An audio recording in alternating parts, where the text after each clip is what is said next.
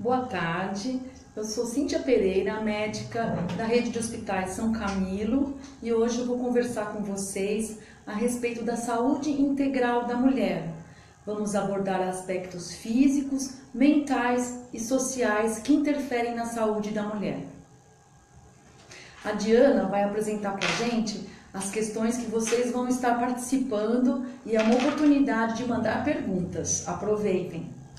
Doutora, a Graziele, ela disse que ela faz os exames ginecológicos anualmente, mas que não costuma ir a outros médicos. Ela gostaria de saber quais outros especialistas são importantes para ela ir para cuidar da saúde dela, assim como o ginecologista. Além do ginecologista, qual que ela deve ir? Graziele, o ginecologista, ele é considerado o clínico geral da mulher. Vai depender das demandas que você trouxer, ou seja, das suas queixas, das suas intenções, das suas necessidades. Cada pessoa vai ter uma necessidade específica e o próprio ginecologista vai poder te apontar algum outro tipo de atividade junto com a ginecologia, seja nutrição, fisioterapia, cardiologia, enfim, é uma infinidade de especialidades e que o próprio ginecologista pode ser uma ponte para te indicar um profissional adequado para você. Tá certo. A Fernanda, ela disse que sempre ela vê muitas campanhas relacionadas ao câncer de mama e ela tem uma dúvida se realmente esse é o câncer mais perigoso para as mulheres ou se tem outro câncer que ela deve se preocupar. Graziela, o câncer de colo de útero, ele é um dos mais importantes. Porém, o câncer de maior incidência e o que mais mata ainda é o câncer de mama, que perde somente para o câncer de pele dos casos que não são melanomas. O câncer de colo de útero, ele tem a vantagem de ter exames preventivos. A mulher fazendo anualmente o exame de Papa Nicolau, ela já vai ficar muito bem garantida de que ela vai conseguir detectar qualquer tipo de lesão pré-cancerosa previamente a ter um câncer estabelecido.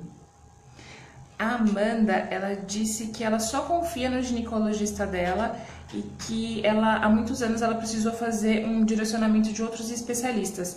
Ela queria saber se é comum ela sentir essa não confiança em outros médicos além do ginecologista e o que ela pode fazer para se sentir mais confiante.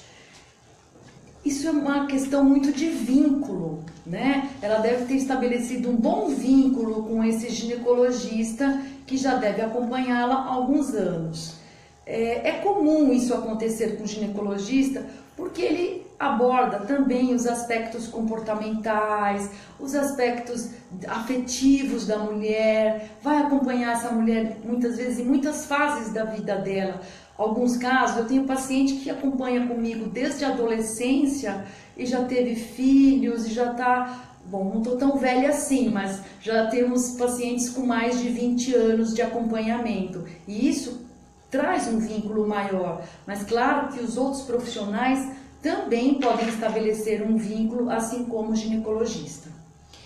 A Paula disse que ela sofre de ansiedade e ela quer saber o que isso pode influenciar no aparecimento de outras doenças. Boa pergunta, hein, Paula? A ansiedade, assim como outras doenças mentais, elas têm uma maior incidência nas mulheres. Aproximadamente o dobro de mulheres em comparativo com os homens. A ansiedade, ela pode estar relacionada com N outras doenças. Vou citar algumas só para você ter noção, tá?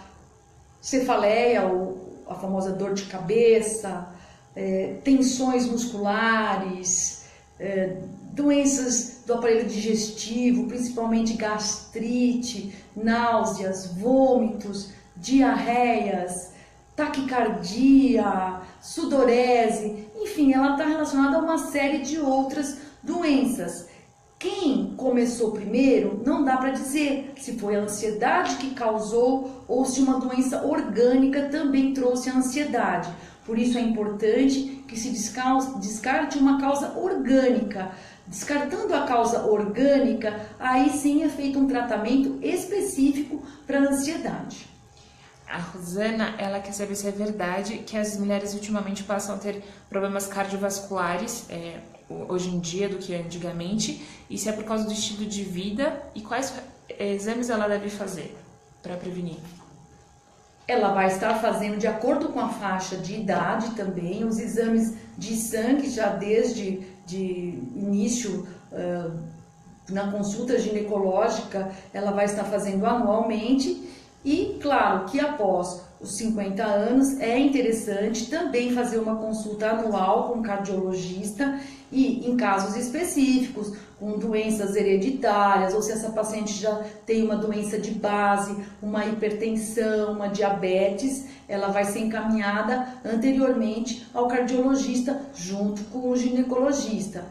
Claro que o estilo de vida da mulher vai interferir não só nas doenças cardiovasculares, como em outras doenças, porque a mulher hoje ela acumula vários papéis no seu dia a dia, desde dona de casa, estudante, profissional, mãe, enfim, ela acumula isso e ela vai ter realmente uma cobrança muito maior dela com ela mesma e da sociedade.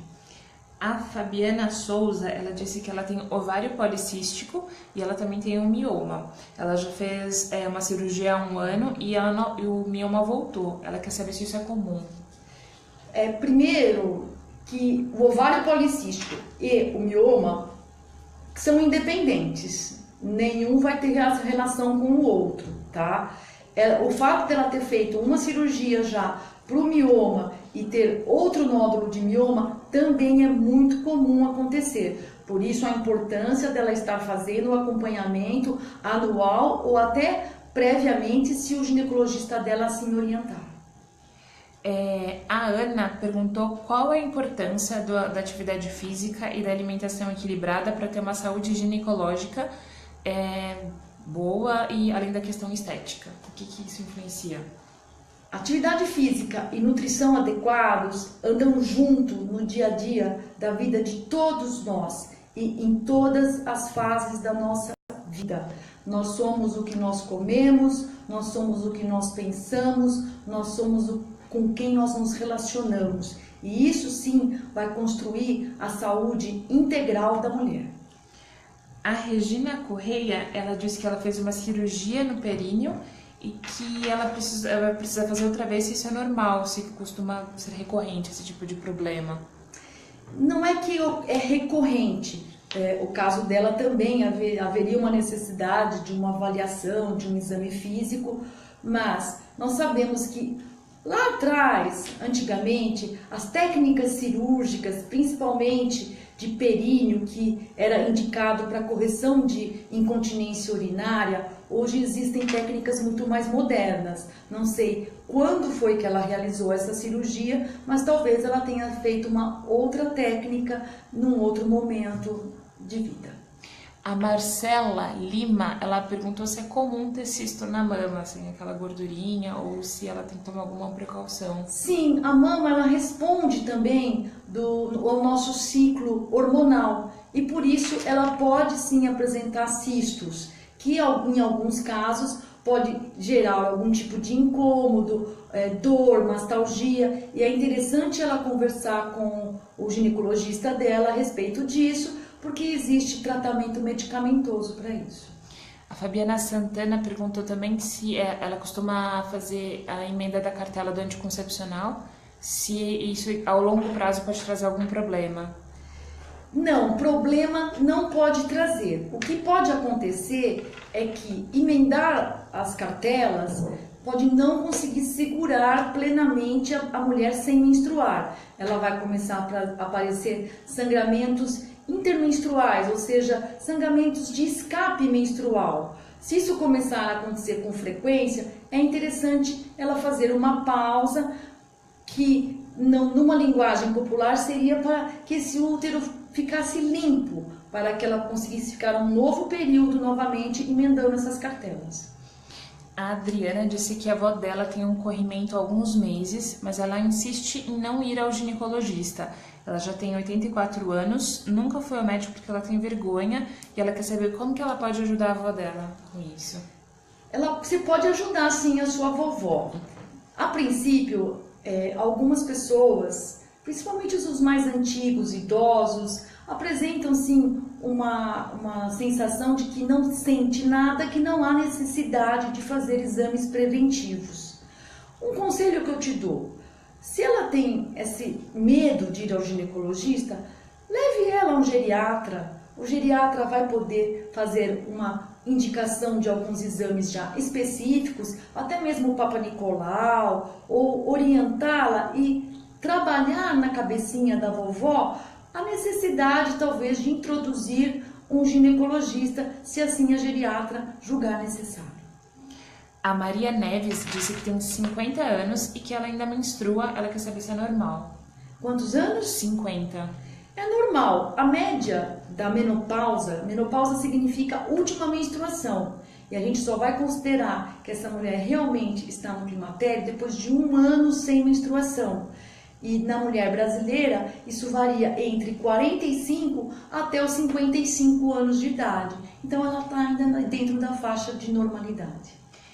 A Rafaela gostaria de saber quais são os principais exames que as mulheres devem fazer de acordo com cada fase da vida. Ela diz que muito sobre o Papa Nicolau, mas ela quer saber se é só esse ou quais outros ela precisa fazer. O Papa Nicolau é muito importante, mas existem outros exames tão importantes quanto o Papa Nicolau. Isso vai depender muito também da idade, da queixa, do exame físico do profissional que está examinando. Eu vou falar uma média de idade. Após o início da vida sexual, o Papa Nicolau deve ser feito anualmente. Ultrassom transvaginal é importante para estar avaliando o corpo de útero e ovários. Ultrassom de mamas para estar avaliando a mama, a mamografia, que deve entrar entre 35 e 40 anos de idade, ou até mesmo antes, de acordo com as heranças genéticas que essa paciente apresentar, a densitometria óssea, exames de sangue, enfim, são exames que vão aparecendo no decorrer da vida. Conforme a idade vai passando, aumentam o número de exames. E de acordo com o que o médico ginecologista for orientando, essa paciente pode ser encaminhada a outros especialistas. A Edilene perguntou quando ela sabe que ela precisa fazer reposição hormonal na menopausa. A reposição hormonal na menopausa, ela não é obrigatória e não são todas as mulheres que devem fazer. A reposição hormonal, ela é uma escolha de cada mulher. Por quê? Porque implica em riscos. A reposição hormonal pode favorecer a trombose, ela pode favorecer ao câncer, ela não vai causar um câncer de mama. Porém, se essa pessoa já tem uma predisposição ou já uma doença ali que está muito no início e ela fizer uso de hormônios, isso pode sim aumentar esse câncer. A Luciana Jorge, ela disse que ela tem 44 anos, que ela está entrando na menopausa, que ela já realizou uma retossigmoidotomia por endometriose, e ela falou que agora as menstruações delas estão irregulares e ela quer saber se ela pode ter endometriose mesmo nessa ausência de menstruação. Isso é muito amplo também, não dá para eu dizer se é ou não. Em geral, não. A endometriose, ela é causada pelo sangue menstrual, mas é uma doença ainda que tem outras relações, até mesmo com o sistema imunológico, e deve ser acompanhado de perto, ainda mais no caso dela. A Paula, também falando sobre endometriose, descobriu que tem endometriose muito jovem, já com 20 anos. Ela ficou assustada com a notícia. E junto veio o diagnóstico de que talvez ela não pudesse engravidar. Ela quer saber qual a importância desse acompanhamento psicológico e emocional ao receber esse tipo de notícia, porque a gravidez é um sonho dela. Eu não costumo fazer esse tipo ou colocar para a pessoa que ela não vai engravidar. Talvez isso tenha sido mal colocado, ou ela acabou interpretando dessa forma. Você poderia imaginar o seguinte: a endometriose é uma das doenças que mais podem dificultar uma gravidez, não significa que ela vai impossibilitar a gestação. E existem recursos que podem ser lançados se realmente a gente detecta que essa pessoa não está engravidando por conta da endometriose.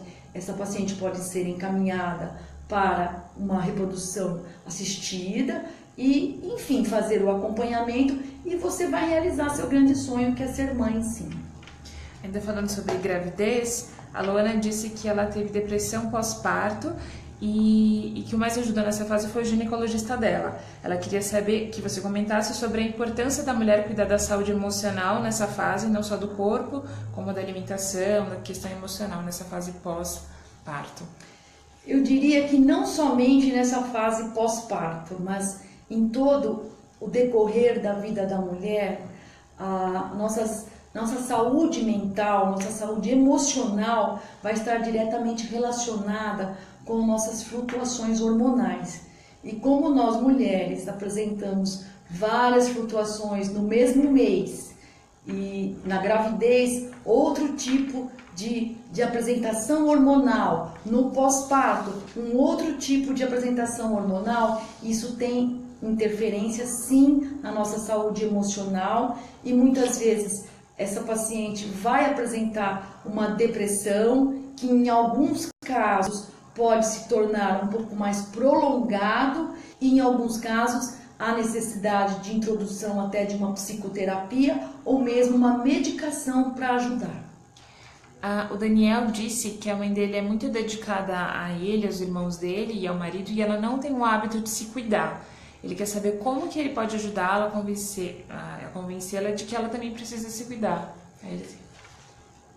Primeiro, você se importando com ela já é muito importante. Você vai colocar para ela essa necessidade e existe uma frase que eu costumo dizer para as minhas pacientes. Quando a gente não corre para a prevenção, a gente vai ter que correr com a doença, que é muito pior. Então, o conselho que eu dou, uma vez por ano, ir a um ginecologista e fazer uma série de exames e saber que você está o ano inteiro praticamente garantida com a sua saúde em dia, é fundamental e vai te deixar dormir com uma tranquilidade muito melhor. A Fátima Santana perguntou qual a idade que é indicada para fazer o congelamento de óvulos para uma fertilização futura. Essa idade, na verdade, não existe uma idade de início para isso. Ou seja, a mulher pode fazer isso depois até dos 20 anos de idade, que não vai ser tão indicado. Mas eu diria que existe uma idade limite para que se seja feito. Por quê? Porque nós temos um período de vida fértil que é contado. Para cada mulher é específico. Então, em geral, até os 35 anos, se essa pessoa ainda não engravidou, é interessante ela começar a pensar nesse congelamento de óvulo e se realmente ela puder fazendo os exames, vai ser indicado sim. A Lene Lima disse que depois de 3 anos os cistos no ovário dela voltou a ser normal. Sim, é bem normal. Cisto no ovário, se cada uma de nós fizermos uma ultrassonografia no meio do ciclo ou no período de ovulação, nós vamos detectar lá um cistinho que é o cisto da ovulação.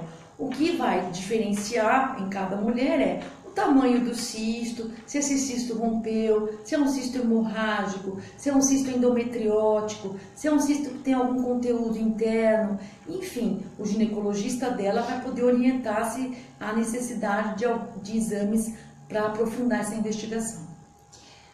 A Niceia, ela disse que ela quer saber se ela tem chances de engravidar depois dos 40, naturalmente.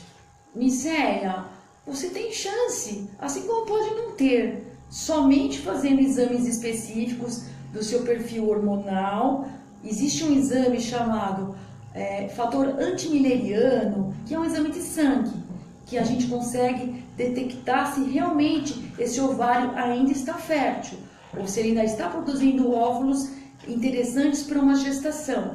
Mas eu já fiz parto com pessoas até com 45 anos de idade, assim como já vi mulheres entrar em menopausa antes dos 39. Por isso é importante você ir ao seu ginecologista e fazer essa pesquisa. A Nathalie, ela quer saber o que ela pode fazer para diminuir a TPM e a irritação que ela sente. Nathalie, TPM é muito frequente e a irritabilidade emocional, ela também tem que ser muito bem abordada na consulta. A gente tem que ver o quanto que isso está te trazendo prejuízo no dia a dia. Ou seja, no período pré-menstrual, existem pessoas que vão sentir uma irritabilidade, mas que conseguem estar lidando com isso, e isso não traz prejuízos importantes. Agora, se você percebe que sempre nesse período ocorre um descontrole emocional, principalmente com seus familiares, no seu profissional, no seu dia a dia, de uma forma que te traz um arrependimento, e aí depois chora demais, arrependida com a sua expressão, você deve levar isso sim ao ginecologista, que ele pode te orientar. Claro que você já pode ir colocando ingredientes importantes no seu dia a dia, que é a atividade física, que vai te ajudar muito nesse período de TPM, e a sua nutrição, evitando principalmente exageros com chocolate e cafeína. A Virgínia, ela perguntou se é recomendado a uma mulher idosa retirar as mamas com diagnóstico de câncer, ou por causa da questão da autoestima, se é recomendado tirar ou não. A retirada da mama, chamada de mastectomia, ela só vai ser indicada pelo mastologista em casos específicos que isso deve ser feito. É uma técnica cirúrgica extremamente específica. Claro que é uma cirurgia mutiladora e hoje dispomos de muitas técnicas até de reconstrução. Muitas mulheres fazem a mastectomia e já saem com suas mamas reconstruídas ou vão fazer essa reconstrução após, mas é um caso bem específico e que ela tem que ver com o mastologista realmente qual é a proposta. A Simone, ela perguntou, a doutora falou que sim, que é normal menopausa antes dos 35 anos, ela queria saber se... Não é que é normal, ela é considerada uma menopausa precoce antes dos 35 anos. A menopausa está no período tradicional entre 45 até os 55.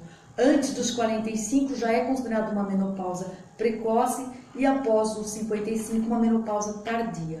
Quais são os principais sintomas de que a mulher aos 35 anos está entrando na menopausa? Ela quer saber.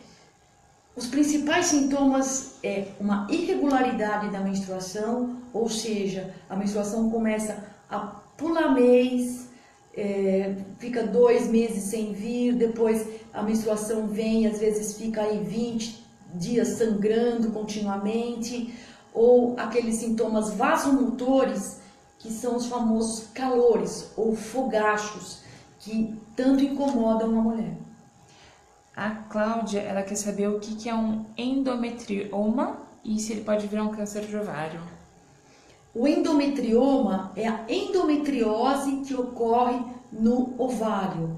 Ele pode adquirir volumes grandes e deve ser abordado junto com o ginecologista. Em alguns casos, dependendo do tamanho, em geral até 4 centímetros, o tratamento é conservador, ou seja, através de medicação. Acima de 4 centímetros, uma indicação cirúrgica já é pensada, porque acima desse tamanho pode existir uma relação com o câncer, sim.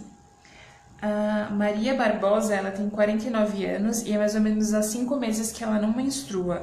Só que ela sentiu muitas dores nas costas, que surgiu exatamente nesse período. Ela quer saber se essas coisas estão relacionadas.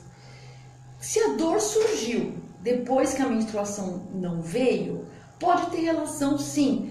Como eu falei, nossa saúde emocional está diretamente relacionada com o físico e hormonal.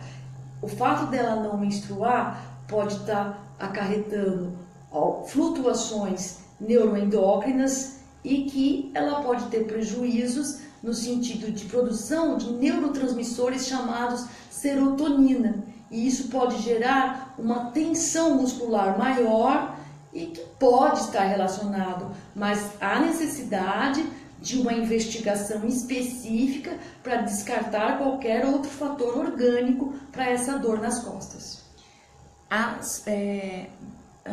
Aqui, desculpa, Amanda, ela quer saber se quem tem problemas de arritmia ou no coração pode tomar anticoncepcional ou se é melhor evitar.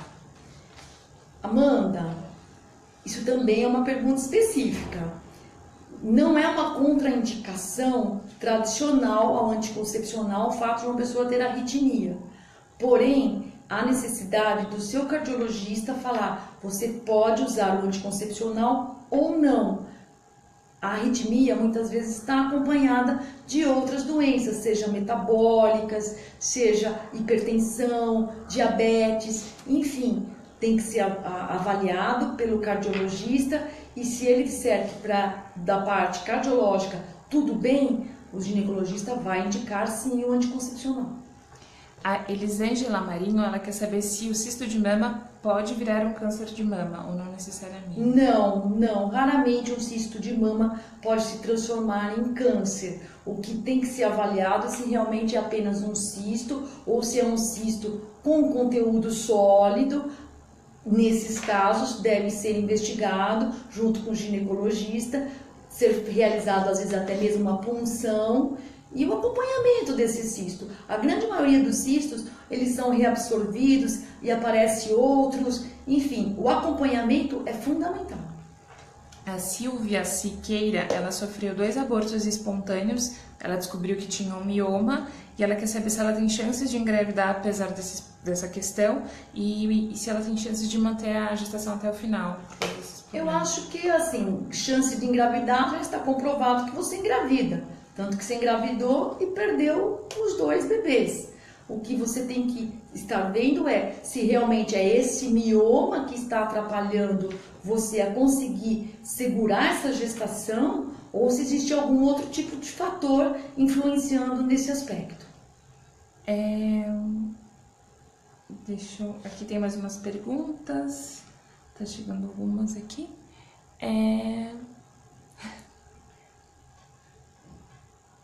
Aqui, a Áurea, ela quer saber mais ou menos a idade da menopausa, a doutora já falou, e os sintomas são sempre iguais, ela queria saber. Não, os sintomas não são iguais, viu? Da mesma forma que nós mulheres somos diferentes, pensamos diferente, sentimos diferente, nos relacionamos diferente em cada situação, a menopausa também. O problema é que ela carrega muitos mitos, que todo mundo vai se derreter de calor, que todas as mulheres vão perder o interesse sexual, ou que todas as mulheres vão entrar em depressão. Não, isso não é verdade.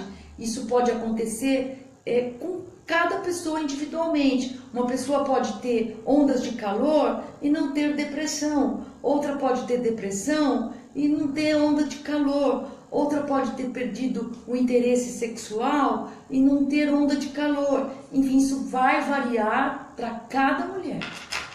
A Adriana Soares, ela quer saber como que é o tratamento do HPV e como que ela deve, quando diagnosticado, o que ela deve fazer.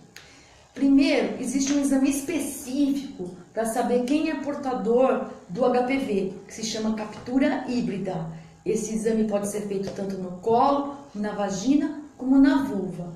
O fato de uma mulher ser portadora de HPV não significa que ela vai desenvolver alguma doença relacionada ao HPV, seja o condiloma, seja lesões pré-cancerosas ou até mesmo o câncer de colo de útero, de vagina ou de vulva. Então, o tratamento ele vai ser de acordo com aquilo que for diagnosticado. As pacientes portadoras apenas não se deve fazer nada, apenas orientar novamente uma nutrição adequada, atividade física e controle anual. A Regina, é uma última pergunta, doutora. A Regina, ela quer saber o que fazer para a falta de libido após os 50 anos, se existem medicamentos. Existem medicamentos, sim, mas o medicamento é a última opção. Nós, ocidentais, gostamos muito de resolver os problemas com medicação. E muitas vezes não queremos mudar o nosso comportamento em relação à vida. Ou seja, Não é porque você entrou na menopausa que a sua vida afetiva acabou. Existe um novo momento, uma nova redescoberta com o seu parceiro. Enfim, o carinho, a afetividade, conversar com esse parceiro. Existem mudanças de acordo com o decorrer da vida. Você não pode se comparar com o momento que você tinha 18 anos de idade. Porém, a afetividade, ela vai até o fim da vida. E nós vamos redescobrindo mecanismos e maneiras de expressar esse carinho, esse afeto para aquela pessoa que tanto nos ama e que a gente ama também. Medicação até pode ser indicada, mas muitas vezes, se o problema é afetivo e conjugal, não existe medicação que vai resolver. Se a doutora quiser dar algumas dicas para seguidoras sobre saúde? A dica que eu vou dar para a gente encerrar é que tenha justamente esse olhar atento para a saúde de uma forma integral. Não despreze a sua saúde emocional e mental, colocando ela em segundo plano. Muitas vezes o físico, ele grita quando a nossa emoção está contida e vice-versa. É importante que você se observe, olhe para dentro de si, observe seu corpo externamente, observe com quem você se relaciona, observe a sua atitude em relação à vida e mudanças no seu comportamento, mudanças no seu corpo, são sinais de que você está precisando talvez de algum ingrediente a mais nessa vida. E nós médicos, nós somos apenas orientadores e podemos ajudar e muito cada uma de vocês. Muito obrigada, doutora, pela sua participação. Eu que agradeço, disponha.